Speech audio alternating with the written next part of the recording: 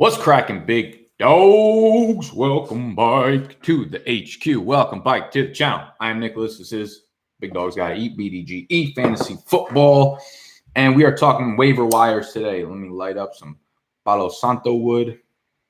Get the vibes going in this bitch. So week 9 is in the books.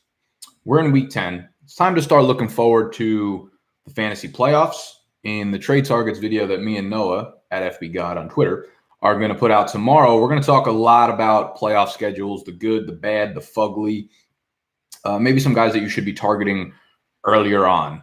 I hope y'all had a good weekend. I hope your fantasy matchups went as good as mine.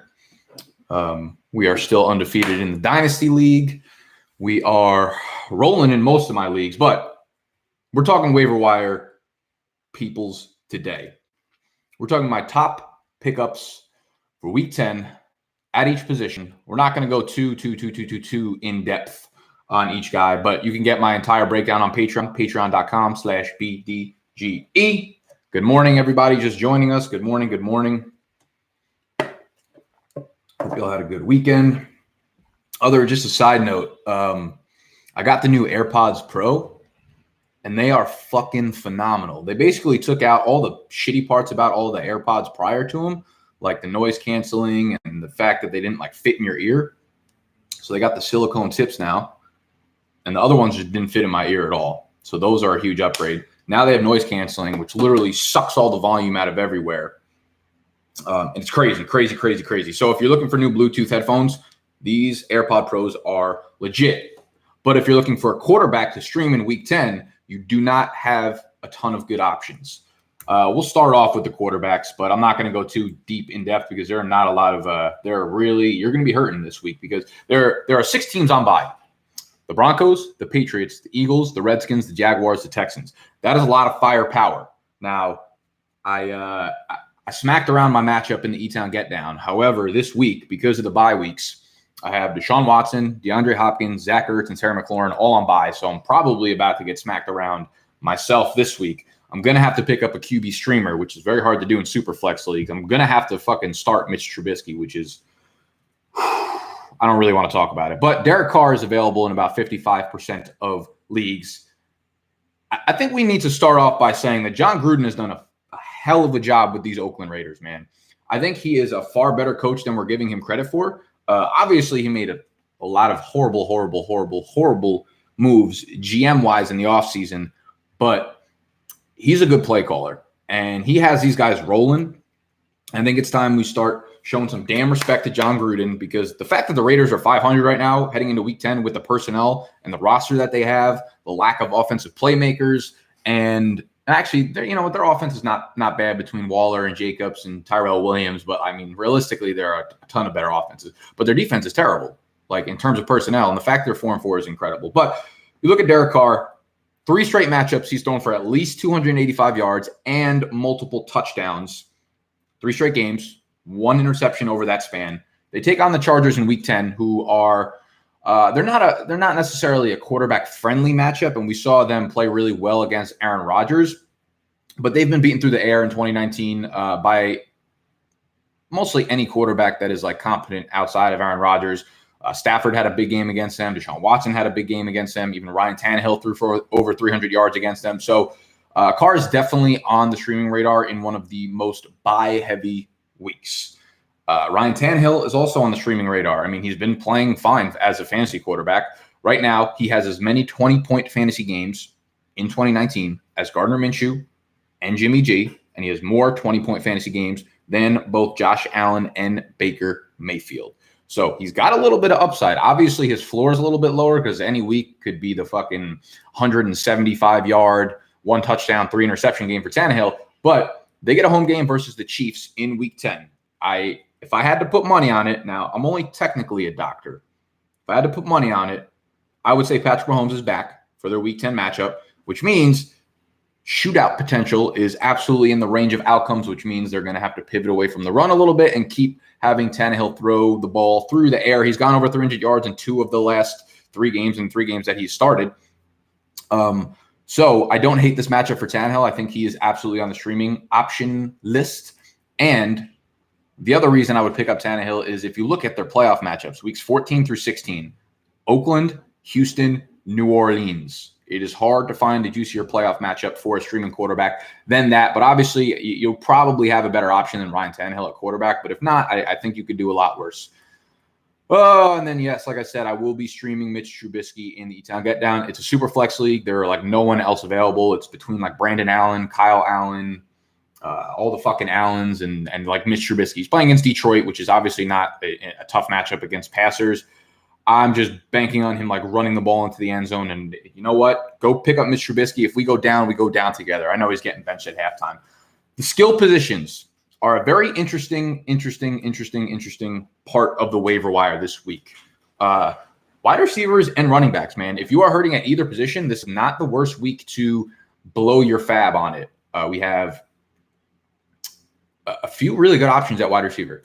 So I will reiterate, everyone listed on these lists is owned in fewer than 60% of Yahoo leagues. That is the basis of all the waiver wire articles that I do. If you want the entire breakdown, in-depth, big facts only article, you can only get that on Patreon. Patreon.com/BDGE. You'll also get my weekly rankings, waiver wire, private live stream on Saturday, and some other nonsense.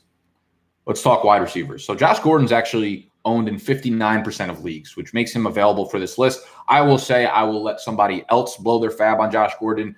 One, he has not even been good this year. He's been mediocre at best. This is not 2013. I don't know how many years in a row that we have to make this excuse for Josh Gordon. Two, what I think is going to happen is he's going to go over to Seattle, who is not a pass-heavy offense. Sometimes they are because they are put in game situations where they need to be. It's nice to be tethered to Russell Wilson, but him and DK Metcalf are just going to eat into each other's game logs, and their stat lines are going to suffer, both of them, because of this. They're like the same player. They're deep threats. They're big targets. We see Hollister getting involved as a tight end in the end zone now, so we don't even really know where the touchdowns are going to go. I will let someone else blow their fab on Josh Gordon. Jamison Crowder is obviously a decent PPR play. I don't want to go too in-depth with him, but staying within that division, Devante Parker probably becomes the number one waiver wire pickup this week, at least at the wide receiver position, arguably with the guy I'll talk about next.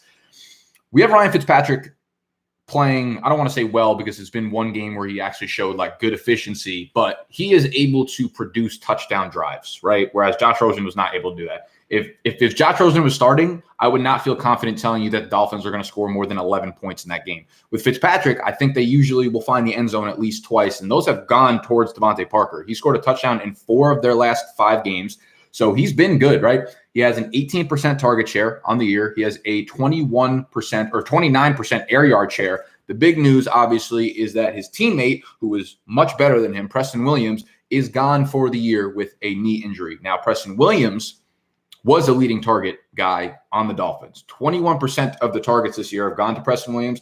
30% of the air yards have gone to Preston Williams. Now, a lot of that will probably go towards Devante Parker.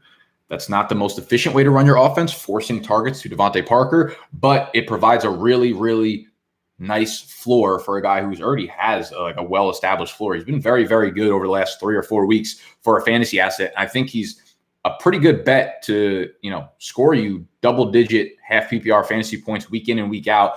He'll go like 5 for 12 in terms of catching his targets. He won't be efficient, but he'll get the yards. And like I said, he scored a touchdown in 4 of the last 5 weeks. They have Mark Walton suspended, so I highly, highly, highly doubt they're going to get anything going on the ground with Kalen Ballage as their workhorse now.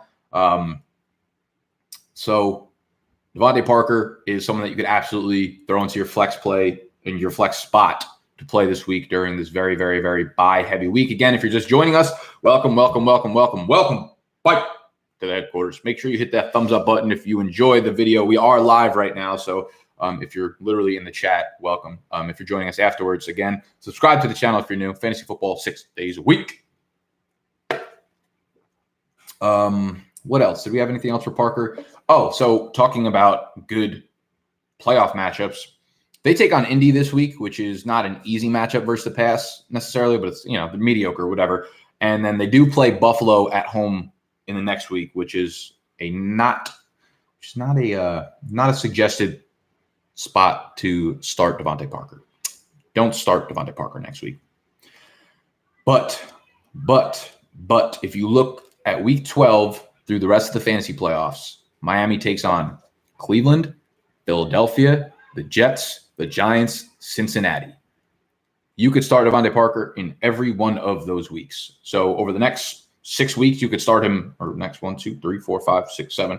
You could start him in 6 of the next 7 weeks and feel pretty confident about him. So Devante Parker, probably my number one waiver wire ad at wide receiver. I would probably throw 10 to 15% of my fab on him if you have any left. I've already blown all my fab in most of my leagues, so I don't really have the option of these guys. The other wide receiver that I really like is Zach Pascal of the Indianapolis Colts. He is only 12% owned. Now, for those of y'all that don't know who Zach Pascal is, he is an undrafted free agent out of Old Dominion. The reason he's probably an undrafted free agent is because he came from Old Dominion. But this dude is a baller, 6'2", 220 pounds.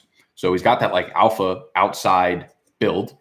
He runs a 4.55 40-yard dash, which puts him in the 80th percentile for weight-adjusted speed score. He was a big producer at the college level, as he should have been, considering he went to Old Dominion.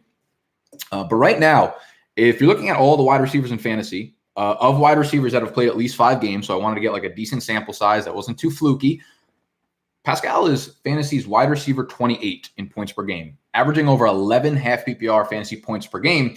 Now, things get a little tricky with Pascal's rest of season outlook because of injuries. We have T.Y. Hilton dealing with this calf strain, who's going to be out a minimum 2 more games, possibly 3 games. So that's obviously a boost for Pascal. He becomes a wide receiver 1. He's going to get fed targets, as we've seen in most of the last couple of weeks.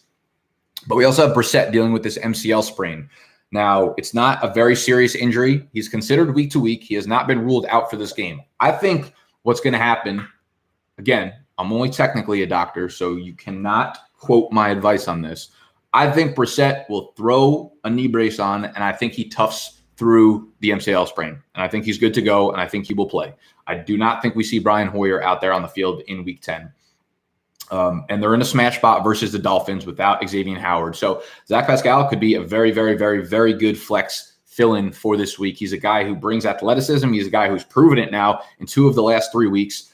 He's become a full-time player. Even with T.Y. Hilton on the field, he was running 90% of the snaps 2 weeks ago, and now he's a full-time player, obviously, for sure, with T.Y. Hilton out. So I like this matchup. Obviously, it'll depend on Brissett.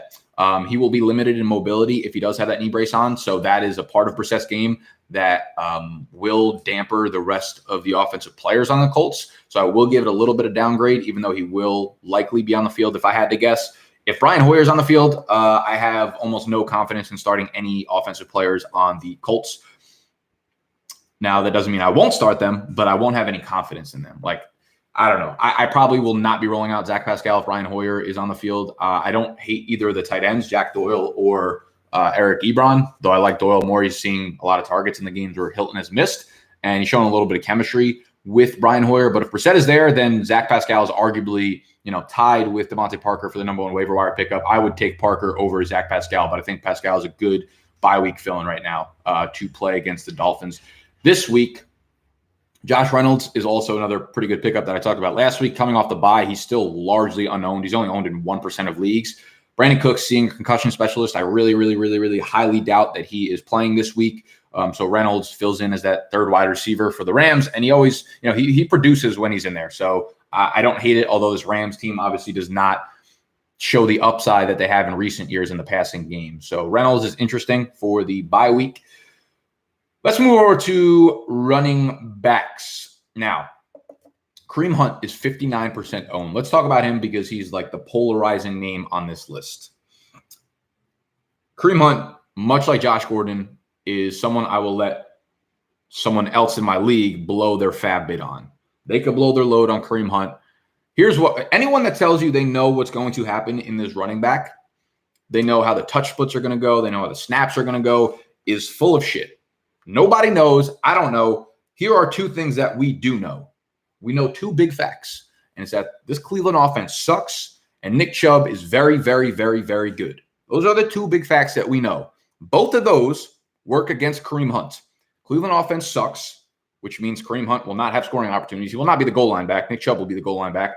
And Nick Chubb has been very, very, very, very, very good. So if you've been very good, why would you hand the ball off to another running back? Just keep feeding Chubb. Their offense works well when they feed Chubb. So we only have a little bit of information at hand in terms of what Kareem Hunt's role is going to be. Yes, they came out and said that he's going to have a role. What I think is he'll have a pass catching role. I think from this point forward, he'll probably see, 3, 4, 5 targets a game, maybe with 3 to 5 carries a game as well. I don't see Kareem Hunt eating into Nick Chubb's workload in terms of what Nick Chubb does well, right? Those in between the tackles carries, the goal line carries. And with Chubb, like even if, it sucks as a Chubb owner if he starts eating into the pass catching work, but Chubb's a guy who we've seen time in, time out this year, last year. If you give him 18 to 20 carries, there's a good chance that he breaks off one of those for 40, 50, a 60-yard touchdown run or something. So I don't really think it hurts his ceiling anywhere near a lot of people probably expect it to. So with Kareem Hunt, I'll let someone else grab him. I'm not necessarily excited about it. Plus, they play Pittsburgh twice over the next month as well as Buffalo. They do get one nice game against Miami, but 3 of the 4 games are tough rushing matchups.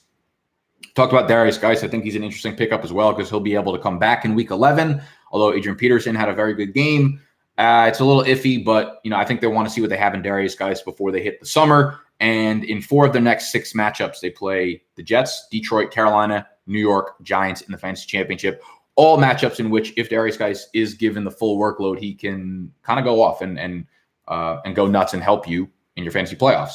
I think he was a ridiculously good talent coming into the league. Obviously, he's been plagued by tons of injuries, unfortunately, but I kind of like Geis as a stash. I think he's finally getting healthy from the knee injury, and we'll see him, work his way into a pretty voluminous role in this offense that's horrible and wants to run the ball a lot, but neither here nor there.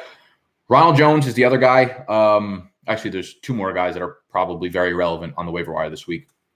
It's Ronald Jones, 40% owned.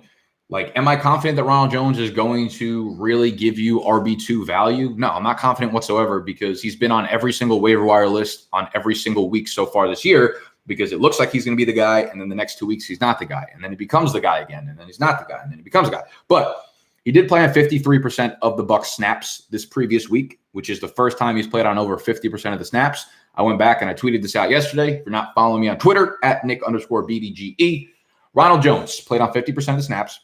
That is just the 3rd time this year that a Bucs running back has played on over 50% of the snaps in a game. Dare has done it once. Ronald Jones has now done it once, and Peyton Barber has done it once. So do I think that Ronald Jones is going to be the guy going forward? Yes.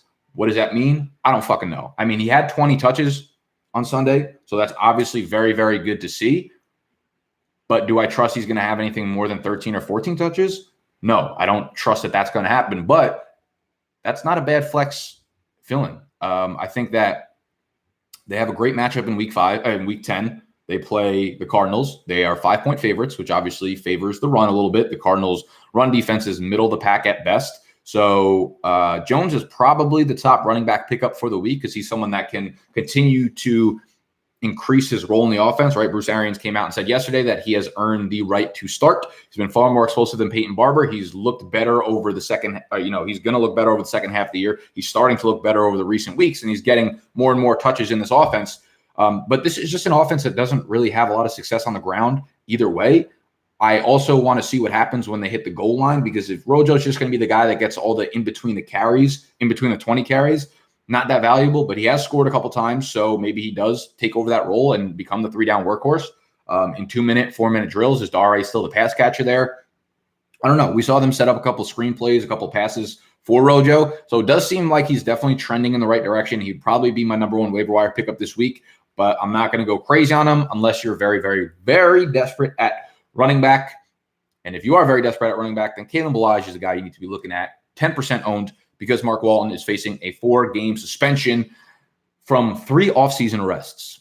I didn't even know you can get arrested 3 times in one fucking offseason. Like, what could possibly be going on in your life that you get arrested 3 separate times? That makes no sense. I actually almost did that shit my first summer back from college. We're not going to go into that. But Kalen Ballage will probably become the workhorse, right? We saw Mark Walton develop into the featured back over the last couple of weeks with Kenyon Drake in Arizona. He played on 85% of the snaps and then 75% of the snaps over the last 2 weeks. He has seen about 75% of all of the running back opportunities during that span. I actually like Ballage right now more than I liked Walton over the last 2 weeks because, one, Walton's now out of the equation, but two, Kalen Ballage was the guy getting the goal line carries. So now he's probably going to get the early down work. Ballage, as ridiculous as he's looked so far in the passing game, I know he's had a lot of fucking bloopers and not top 10 type plays. He is actually very, very, very good in the pass catching game. That was like his specialty in college. He has very soft hands. So although we've seen some shitty plays out of him so far this year in the passing game, he is a much better pass catcher than we're giving him credit for. So he's going to get that early down work, get the goal line work, probably get the pass catching work, which gives him a nice floor, right? I mean, Ballage is a horrible, horrible, horrible runner. He is, that's all I can say. He's a really, really, really bad running back. But if you're going to give this guy 16 to 18 touches and all of the valuable type work, which again, I've said this all offseason, which is why I said not to draft any of the Miami running backs, Kalen Ballage, Kenyon Drake, any of them. They're still the Miami Dolphins running backs. They're still in an offense averaging 12.9 points per game, and they just don't produce on the ground behind a shitty offensive line. So not going to go crazy on Ballage. The guys behind him, so there's this guy, Patrick Lard, I don't know how to fucking say his last name, undrafted free agent, weighs just over 200 pounds, runs a 4.6 40-yard dash. He's been active only for special teams, has not logged a touch this year. I'm not worried about him whatsoever. Myles Gaskin out of Washington, 7th round rookie pick, is more intriguing to me, far more intriguing than Laird. He brings a much more versatile skill set, pass catching, can run a little bit bigger. I'm not excited about him, but I do think the Dolphins, they've clearly shown that they don't think Ballage is the future of this backfield just over the entire season so far. They never want to give him the workload, and he's been phased out of the game pretty much. So it wouldn't surprise me if over the second half of Walton's suspension, they start using Myles Gaskin a little more and seeing what they have there. But I think Ballage is the guy for now. And again, you just got to get through these bye weeks, and then you'll have all your starters back. They play at Indy in week 10, which is not an easy matchup. Again, probably middle of the pack-ish. Then they play Buffalo, at Cleveland, Philadelphia. So those are pretty tough matchups over the next 4 games. I would throw Ballage into my flex spot in week 10, not really with confidence, but I will do it because he will be the workhorse in Miami for at least a week, maybe 2 weeks. Let's talk tight ends. Gerald Everett is 58% owned. I have no fucking idea why he's on anyone's waiver wire. In my eyes, he's a set it and forget it tight end 1 for the remainder of the season. Yes, he has a floor. What waiver wire tight end doesn't have a floor? Most of them don't have any sort of ceiling. Most of the guys that you're streaming, you're hoping that they go fucking 4 for 40 and a touchdown. With Gerald Everett, yes, he has that floor of like 2 for 20, but he also has a ceiling of like 6 for 100 and a touchdown. So you're not going to find a better streamer than Gerald Everett, who somehow is unowned in more than 45% of leagues, which is ridiculous. Brandon Cooks, again, probably going to miss games, which means more work for Everett. So go get Everett if he's available on your waiver wire. And yes, you could blow 10, 15, 20% on him because I think he's a tight end that you could use for the remainder of the season.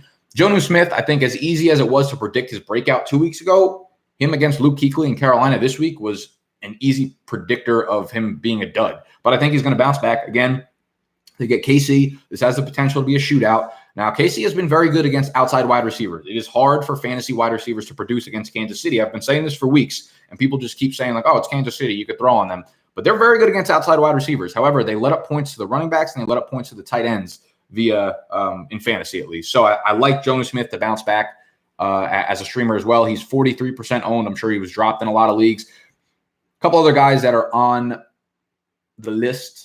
Jared Cook, if he comes back, plays Atlanta. Drew Brees is back, coming off the bye. Hopefully he's healthy. I think he is worthy of a pickup. He had back-to-back touchdown games before he got hurt.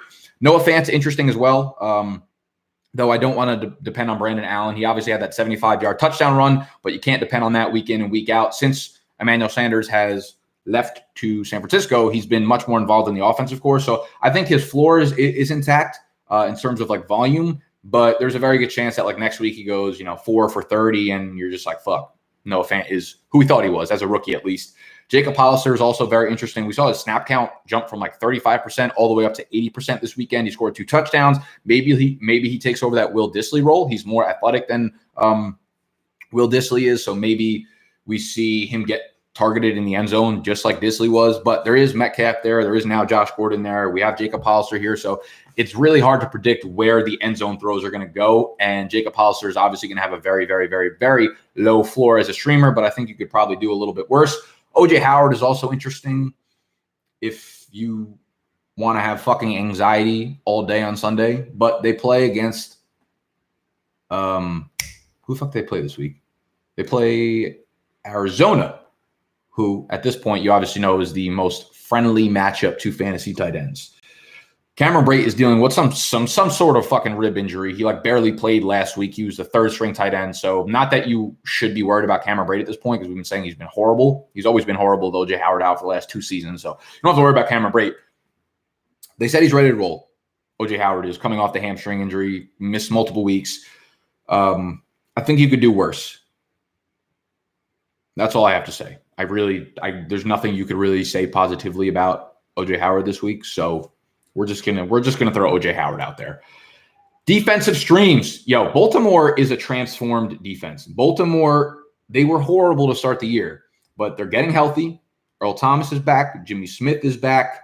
I had a few other notes on them, but I can't remember what it was. But their defense has really, really, really stepped up and looked much better. They're only 46% owned, and they get to play against Cincinnati and Ryan Finley. 10-point favorites.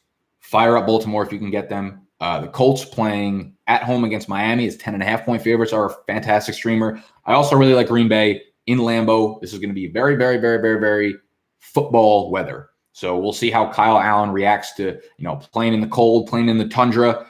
Green Bay, 5.5-point favorites at home, 33% owned. Those are my favorite streamers for this week. And that is pretty much most of my the waiver wire pickups I have. If you want all of them, if you want the in-depth breakdown of the waiver wire sheet, you can only find that on patreon.com/BDGE. Let's look at some questions we got here.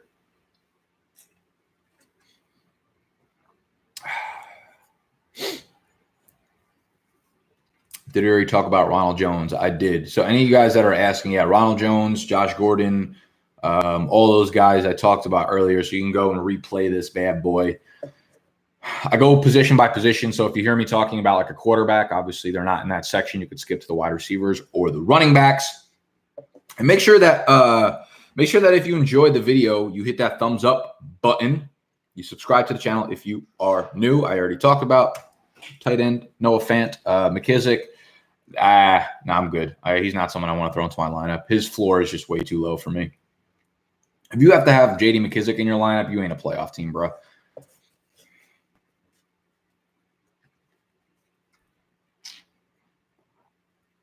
What else?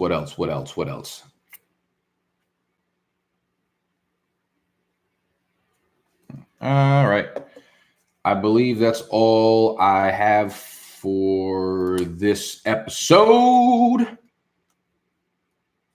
Oh, shit. Something happened to Lev Bell?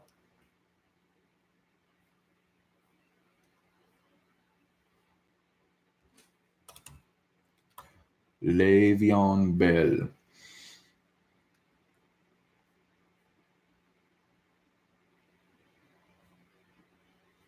I don't know what the depth of Le'Veon Bell's injury is, but Josh Adams is moving off the active roster, moving off the practice squad to the active roster.